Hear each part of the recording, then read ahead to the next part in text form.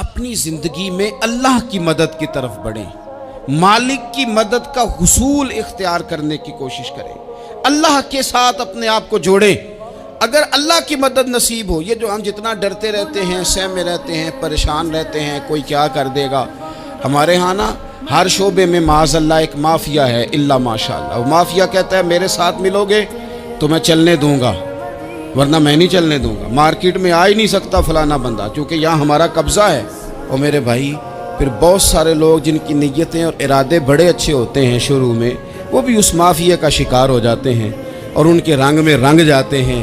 یاد رکھنا، کسی شخص کی بلیک میلنگ کا کبھی شکار نہ ہونا، کبھی کسی کی میٹھی اور مسجع مکفہ باتوں کا شکار نہ ہونا۔ کوئی کیا کر سکتا ہے اگر اللہ مددگار ہو تو؟ جس کو رب کریم اٹھانا چاہے اسے کوئی گرا سکتا ہے؟ ہم یہ ڈرے ڈرے سہمے پریشان فیصلہ کرنے کی طاقت نہیں، مجھے چلنا چاہیے کہ نہیں، اٹھنا چاہیے کہ نہیں، کرنا چاہیے، اٹھ باندھ کمر کیوں ڈرتا ہے؟ پھر دیکھ خدا کیا کرتا ہے۔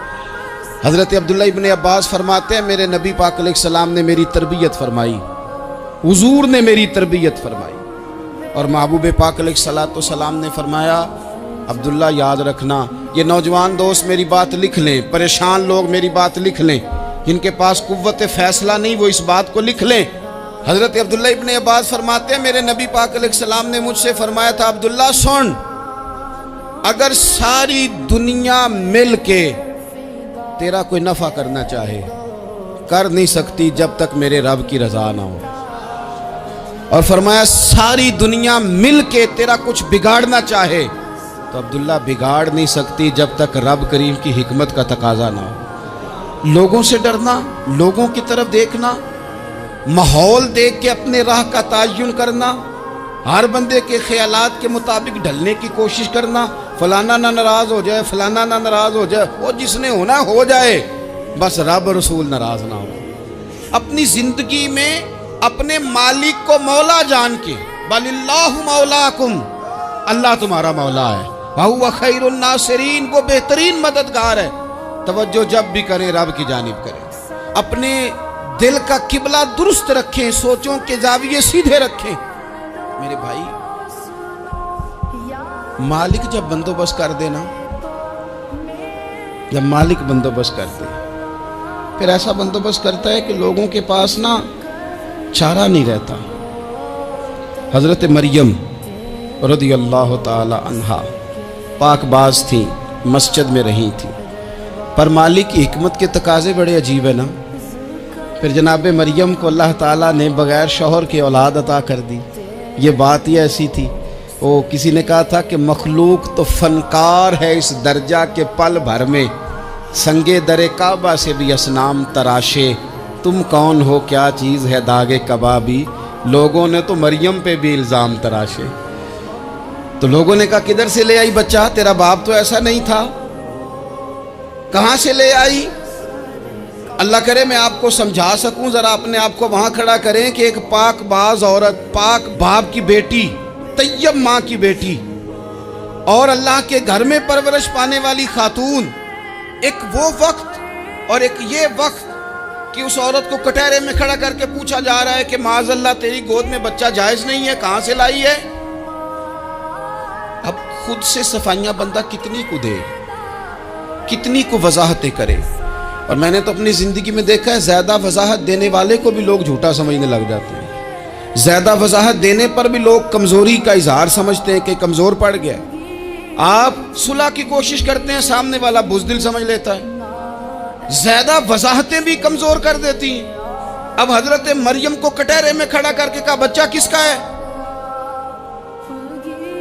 تو پھر خدا بندوبست جب کرے، اللہ جب مددگار ہو، تو پھر حضرت مریم کی گواہی درختوں سے نہیں دلوائی، اس نے پتوں سے نہیں دلوائی، پھر فرشتے نہیں بھیجے۔ حضرت مریم کہنے لگی مجھ سے نہ پوچھو، وہ جو پنگوڑے میں ہے اسی سے پوچھ لو، ان سے پوچھو نا، وہ کون ہے پوچھ لو، ان سے کر لو سوال۔ انہوں نے کہا پنگوڑے میں چند دنوں کا بچہ، یہ جواب دے گا؟ مددگار تھا رب، ان کی برات کا اعلان کرنا تھا مالک نے، اور جب مالک اعلان کر دے، جب مالک تیری صفائی دینا چاہے، جب مالک تجھے دنیا کے سامنے نکھارنا چاہے، تو پنگوڑے میں لیٹے حضرت عیسیٰ بول کے کہنے لگے انی عبداللہ آتانی الکتاب، فرمایا میں اللہ کا بندہ ہوں، رب نے مجھے کتاب عطا کر کے نبی بنا کے دنیا میں بھیجا ہے، میں اللہ کا بندہ ہوں، کتاب لے کے آیا ہوں، نبی بن کے آیا ہوں۔ پھر پنگوڑے سے اعلان ہو گیا، پھر بچہ بول پڑا۔ اور یہ ایک دفعہ نہیں بات ہوئی، یہ بنی اسرائیل میں ایک جریج نام کے شخص بھی تھے جو نماز پڑھ رہے تھے، بعض نے لکھا ہے نفل نماز تھی، اماں نے پکارا تو آئے نہیں، تو ماں کے منہ سے نکل گیا تو اتنی دیر تک مرے گا نہیں جب تک کسی بے حیا عورت کا منہ نہ دیکھ لے۔ تو وہ عبادت گزار تھے، لیکن لوگوں نے ان کی عبادت، ریاضت، پرہیزگاری کو نہیں دیکھا، بس ایک عورت کو بھیج کے الزام لگوا دیا۔ وہ عورت آیا جایا کرتی تھی، اب آ جاتی ہیں عورتیں، مسئلہ پوچھنے کی نیت سے بھی آ جاتی ہیں۔ ماحول میں کچھ جگہ ایسی بھی ہیں جہاں عورتیں دم کرانے کے بہانے آ جاتی ہیں۔ وہ خاتون آتی جاتی تھی اس خانقاہ پہ، آستانے پہ، یہ بخاری میں موجود ہے، پھر اس نے کہا میری گود میں جو بچہ ہے یہ انہی کا ہے۔ مجھے بتائیں کیسے بندہ وضاحت دے؟ حالات خراب ہو گئے، لوگ کٹیا جلانے لگے، ماحول اور طرح کا بن گیا۔ میرے نبی پاک علیہ الصلوۃ والسلام فرماتے ہیں پھر اس رب کے بندے نے کہا مالک تو کریم ہے، تیری مشیت کا تقاضا آیا جو میری ماں نے جملے بولے تھے، پر اب میں وضاحت دینے کے قابل نہیں رہا، اب تو ہی کرم کرے گا تو دروازہ کھلے گا۔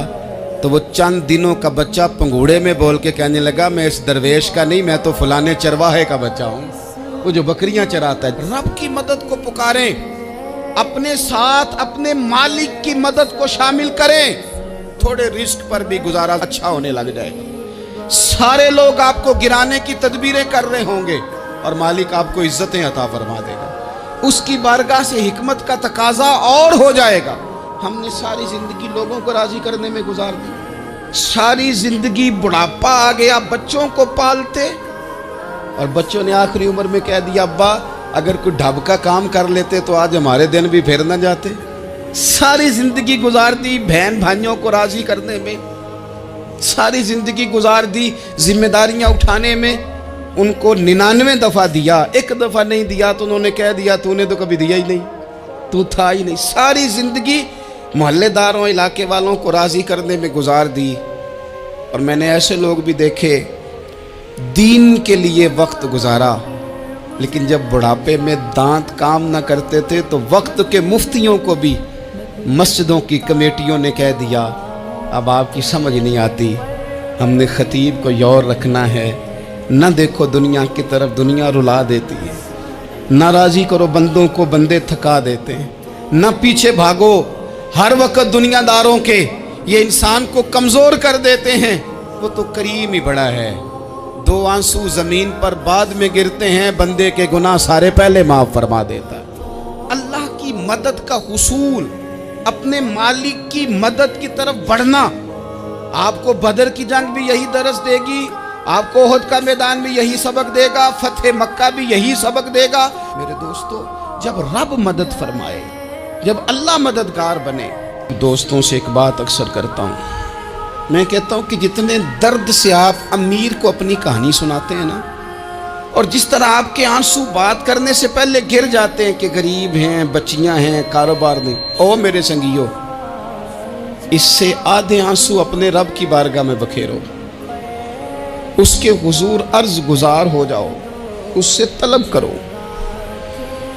ایک وقت انسان پر زندگی میں ایسا آتا ہے کہ اسے یوں محسوس ہوتا ہے کہ میرا سایہ بھی ذرا سا پیچھے ہٹ گیا ہے، اسے یوں لگتا ہے کہ میں کسی سہارے پہ ہاتھ ڈالتا ہوں تو وہ بھاگ جاتا ہے مجھ سے، لیکن مالک کی بارگاہ ایسی عظیم بارگاہ ہے، رب رسول کے آستانے اتنے بڑے ہیں کہ آپ جب وہاں کشکول طلب دراز کرتے ہیں تو جھولی پھیلانے میں دیر لگتی ہے، ان کو بھرنے میں تو کوئی دیر نہیں لگتی۔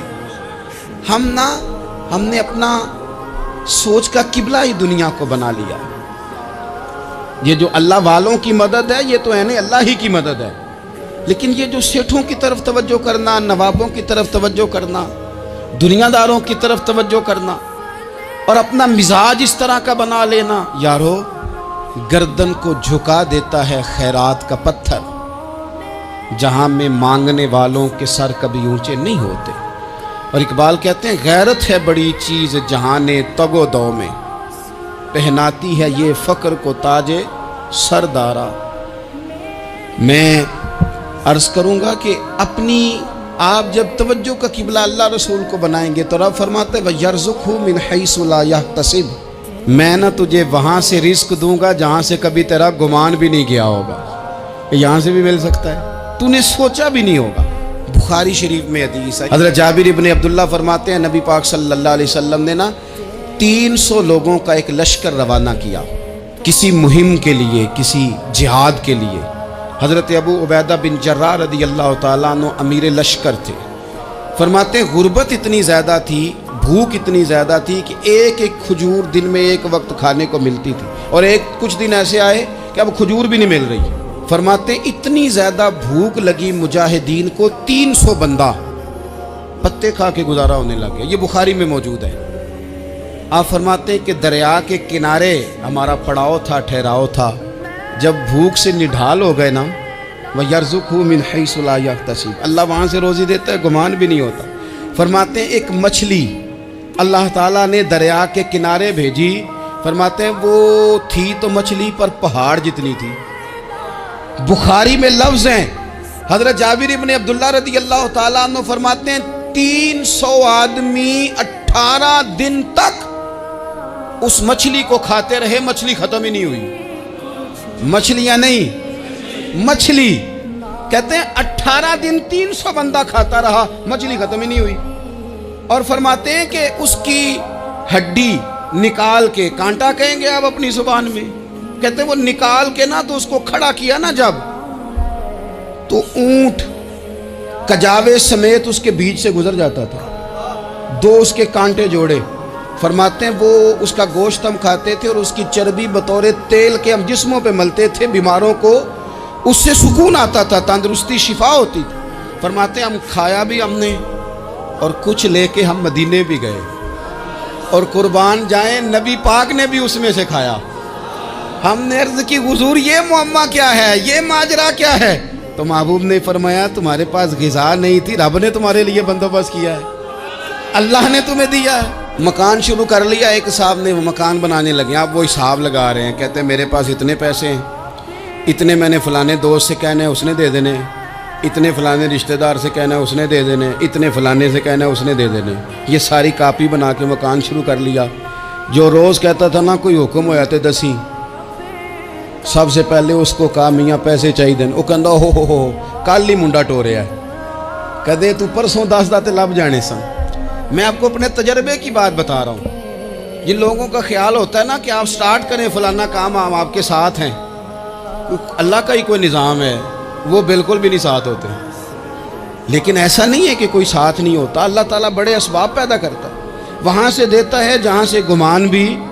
हमारा ये ज़हन बन जाता है, हम सारी अपने हिसाब से चलते, इतने रिश्तेदारों से, इतने कौन आपके साथ चलेगा, सवाल ही नहीं पैदा होता। ये सारे काम छोड़ के सबसे पहले 2 रकते पढ़ो, अपने रब की बारगाह में, रसूल कायनात की बारगाह में गुजारिशात और इस्तिगासे पेश करो, वहाँ से खैर तलब करो। दुनियादार क्या देंगे, क्या दे सकते हैं, क्या हैसियत होती है किसी। अल्लाह कहता है वहाँ से दूंगा। तो जो अल्लाह माल दे वो लेना चाहिए कि रिश्तेदारों का माल देखना चाहिए? जो अल्लाह दे वो लेना चाहिए कि सेठों नवाबों की जेबें देखनी चाहिए? जो अल्लाह दे वो कबूल करना चाहिए या देखना चाहिए कौन सा आदमी कहाँ पहुँच गया? छोड़ो, अपनी मट्टी पे चलने का सलीका सीखो। किसी के संग मरमर पे चलोगे तो फिसल जाओगे, फिसल जा। इस पर एक और बात अर्ज कर दूं, सही बुखारी से, मुस्लिम से एक और बात। कुछ चीज़ें ऐसी हैं जिनसे अल्लाह की मदद आती है, मदद मिलती है। एक चीज़ उनमें से ऐसी है जिससे बहुत मदद नाज़िल होती है, वो है कि जब रब आपको देना तो फिर आप भी उसके रास्ते में दें, फिर मदद आती है, फिर और आता है। बुखारी मुस्लिम में हदीस है, ये ज़्यादा ही तवज्जो तलब अमर है, इस पर आप गौर करेंगे। हज़रत अबू हुरैरा फरमाते हैं कि नबी पाक अलैहिस्सलाम ने फरमाया, एक शख्स ने बादलों के अंदर से आवाज़ सुनी कि फ़लाँ आदमी का खेत और बाग खुश्क हो गया है, वहाँ बरसो और उसके खेत को सैराब करो। وہ بڑا حیران ہوا کہ بادل سے آواز آ رہی ہے۔ پھر اس نے دیکھا کہ ایک پہاڑی پر بارش ہوئی، وہ بادل وہاں برسا، پھر نالیوں سے ہوتا ہوا پانی ایک طرف چلا۔ تو جس نے آواز سنی تھی، حضور بیان کر رہے ہیں، وہ بھی پیچھے پیچھے چلا کہ پانی کدھر جا رہا ہے۔ اس نے جا کے دیکھا کہ ایک مقام پہ ایک باغ کو وہ پانی لگ رہا ہے اور ایک آدمی وہ پانی لگا رہا ہے۔ اس نے اس سے پوچھا تیرا نام کیا ہے؟ اس نے کہا کیوں؟ کہنے لگا بتا نا۔ اس نے نام بتایا تو کہنے لگا یہی تو وہ نام ہے جو میں نے بادلوں کے اندر سے سنا ہے کہ فلاں کے کھیت کو پانی دے دو۔ اس نے کہا یار تو کیا عمل کرتا ہے کہ اسپیشل تیرے لیے بارش برسے؟ یہ بخاری پڑھ رہا ہوں، سیاستہ سے حدیث عرض کر رہا ہوں۔ اس سے پوچھا تو کیا کام کرتا ہے کہ جناب اللہ تبارک و تعالیٰ کا حکم کرم آیا کہ خاص تیرے لیے پانی برسے اور تیرے کھیت کو سیراب کرے؟ تو اس نے کہا چھوٹا ذمہ دار ہوں، پر جب فصل اگتی ہے تو 3 حصے کرتا ہوں۔ ایک حصہ اپنے بال بچوں پہ، بہن بھائیوں پہ خرچ کرتا ہوں، ایک حصہ پورا، اور ایک حصہ دوبارہ کاشتکاری پہ لگاتا ہوں، اور تیسرا حصہ خالص میں نے مسکینوں، یتیموں اور غریبوں کے لیے رکھا ہوا۔ وہ جو تیسرا حصہ، اللہ کرے آپ سمجھے، وہ رب کے بندوں پہ تیسرا حصہ خرچ کرتا ہے نا، تو کریم مالک نے فرمایا جہاں سے غریب کا حصہ جاتا ہے وہ کھیت خشک نہیں رہنا چاہیے، وہ جہاں سے مسکین روٹی کھاتے ہیں وہ خشک نہ رہے، جہاں سے یتیموں کو کچھ آتا ہے کہیں اس کی فصل رہ نہ جائے۔ میں اور آپ بھی اگر اپنے مال میں مسکینوں، یتیموں، غریبوں کے حصے رکھ لیں گے تو فصلیں خشک نہیں رہیں گی، ان کے اندر تازگی آئے گی، نور آئے گا، کرم آئے گا، خاص کر خدا کی رحمت برسے گی۔ مدد اللہ سے چاہیں، اپنی توجہات کا مرکز رب رسول کی ذات کو بنائیں، پھر آپ محسوس کریں گے کہ بڑی جلدی اللہ تعالیٰ کی مدد آنے لگی ہے۔ کبھی آپ صرف کہہ دیں نا میرا رب میرے ساتھ ہے، اس لفظ میں اتنی طاقت ہے کہ دشمن ویسے زہر ہو جاتا ہے۔ زندگی میں کسی سے بھی لڑائی ہو تو اچھی طرح سوچ لیں کہ اللہ اس طرف ہے یا اس طرف ہے۔ اگر آپ زیادتی پہ ہیں تو پھر رب مظلوم کی جانب ہے۔ اگر اللہ کی مدد آپ کے ساتھ ہے تو دنیا کی کوئی طاقت آپ کو گرا نہیں سکتی، اور اگر آپ مظلوم کے مقابلے میں ظالم بن کے آپ کھڑے ہو گئے ہیں اور آپ نے رویہ وہ اختیار کیا ہے کہ جس میں مدد نہیں آئے گی، تو پھر یاد رکھ لیں کہ آپ کوئی بھی ہیں، کہاں بھی ہیں، آپ کمزور ہیں۔ طاقتور تھے ابتدائے اسلام میں، ظاہری طاقت تھی کفار مکہ کے پاس، وہ ڈنڈوں سے مارتے تھے غریبوں کو، ان کے ہاتھوں میں ڈنڈے تھے، پر خدائی طاقت ان مظلوموں کے ساتھ تھی۔ صاحب زرقانی نے لکھا ہے، حضرت زنیرہ رضی اللہ تعالیٰ عنہ ایک لونڈی ہے، غریب ہے، ماڑے دا کی کام محمد نس جانا یا رونا، غریب سادی بی بی اور لونڈی کنیزہ، ایک مشرک کی کنیزہ تھی، انہوں نے کلمہ پڑھ لیا، وہ ڈنڈوں سے مارتا، دروں سے مارتا، تکلیف دیتا۔ حضرت زنیرہ رضی اللہ تعالیٰ عنہ کو اتنا مارا، اتنا مارا۔ اب آپ ایک اور پہلو پر بھی غور کریں، مار بھی پڑ رہی ہے پر خدا ادھر ہی ہے، اللہ کی مدد ادھر ہی ہے۔ رب کہتا ہے کہ پہلے تو صبر کرنا، ان اللہ مع الصابرین، تو صبر کرے گا تو پھر رب کی معیت ملے گی، ذرا ٹھہرنا، تو تھوڑا ڈٹنا۔ ان الذین قالوا ربنا اللہ ثم استقاموا تتنزل علیہم الملائکہ، تو کہے اللہ میرا رب ہے، پھر تو پہلے ڈٹ، پہلے تو نے ڈٹنا ہے۔ ثم استقاموا، جو ڈٹ گیا، تتنزل علیہم الملائکہ، ڈٹنے والے کے لیے مدد آتی، پہلے تھوڑا ٹھہرنا پڑتا ہے، پہلے تھوڑا صبر کرنا پڑتا ہے، حوصلہ کرنا پڑتا، اس کے بعد مدد آتی۔ مار پڑ رہی ہے، مارا جا رہا ہے حضرت زنیرہ کو، ان کا مالک جو ہے ظاہری آقا وہ مار رہا ہے، یہ کنیزہ ہے، اتنا مارا اتنا مارا، ان کی بینائی چلی گئی، نظر آنا بند ہو گیا۔ ابو جہل آیا اور کہنے لگا زنیرہ دیکھا نا ہمارے بت تیری آنکھیں لے گئے، معاذ اللہ، لات و منات ہمارے بتوں نے تجھے اندھا کر دیا۔ اب ایسا نہیں ہے کہ بی بی روتی جا رہی ہے، روتی جا رہی ہے، مایوسی مایوسی، معاذ اللہ، پریشانی، غریبی بڑی ہے، پوچھنے والا کوئی نہیں، یہ باتیں نہیں۔ کیا جملے ہیں خاتون کے، کیا لفظ ہیں۔ ابو جال نے تنزیہ کہا، معاذ اللہ، کہنے لگا دیکھا نا ہمارے بتوں نے تجھے اندھا کر دیا۔ تو جناب زنیرہ آنکھوں کی بینائی گئی ہے، رات کو گئی ہے، دکھ ابھی تازہ ہے، لیکن اللہ پہ جو توکل ہے، اپنے مالک سے جو رشتہ ہے وہ اتنا مضبوط ہے، اتنا طاقتور ہے، اس میں اتنی گہرائی ہے کہ حضرت زنیرہ بول کے نا اتنی قوت سے بولی، اتنی طاقت سے بولی کہ پورے کفر پر لرزہ طاری ہو گیا۔ فرمانے لگی تمہارے بتوں کی کیا اوقات ہے کہ وہ میری بینائی لے جائیں، یہ میری رب کی حکمت کا تقاضا ہے۔ جب تک اس نے چاہا زنیرہ دیکھتی رہی، اور جب اس نے چاہا زنیرہ کی آنکھوں کی بینائی چلی گئی، اور اگر وہ چاہے گا نا تو بینائی واپس بھی کر دے گا۔ اگر ہو ذوق یقین پیدا تو کٹ جاتی ہیں زنجیریں، اگر وہ چاہے گا تو بینائی آ بھی جائے گی۔ حضرت زنیرہ نے رات کو یہ لفظ کہے، ابو جہل اور سارے کفار ڈر کے سن کے چلے گئے، آپ اطمینان سے آ کے بستر پہ سوئی۔ جب سویرے اٹھی تو اللہ نے آنکھوں کی روشنی واپس کر دی تھی۔ آنکھوں کی اب چھڑی پکڑی ہے، بازاروں میں گھومتی ہے، کہتی ہیں بلاؤ کدھر ہے تمہارے نات و منات، دیکھو میرے رب نے روشنی واپس کر دی۔ آ کر میرے ساتھ ادھر آ، ستمگر ہنر آزمائے، تو تیر آزما ہم جگر آزمائے۔ بیمار لوگوں یاد رکھو، کہہ دیا ڈاکٹر نے کہ تو بڑا بیمار ہے، تو بڑا کمزور ہے، یہ ہو گیا وہ ہو گیا، تو ڈاکٹر اپنے علم کے مطابق بات کر رہا ہے، ہوگا تو وہ جو میرا رب چاہے گا۔ کمزور ہو جانا، پریشان ہو جانا، تکلیف میں آ جانا، پتہ نہیں بات ہو گئی ہے تو جانے کیا ہو جائے گا۔ اپنی زندگی کے اندر اپنے رب سے رشتہ مضبوط کریں، رسول کائنات سے رشتہ مضبوط کریں، اللہ والوں سے رشتہ مضبوط کریں۔ حضرت زنیرہ نے پیغام دیا کہ زندگی میں جو جینا چاہتے ہیں تو وہ رب کا نام لے کے جی سکتے ہیں، جو اپنی زندگی میں خوشیاں دیکھنا چاہتے ہیں تو رسول اللہ کے نام پر خوشیاں دیکھی جا سکتی ہیں۔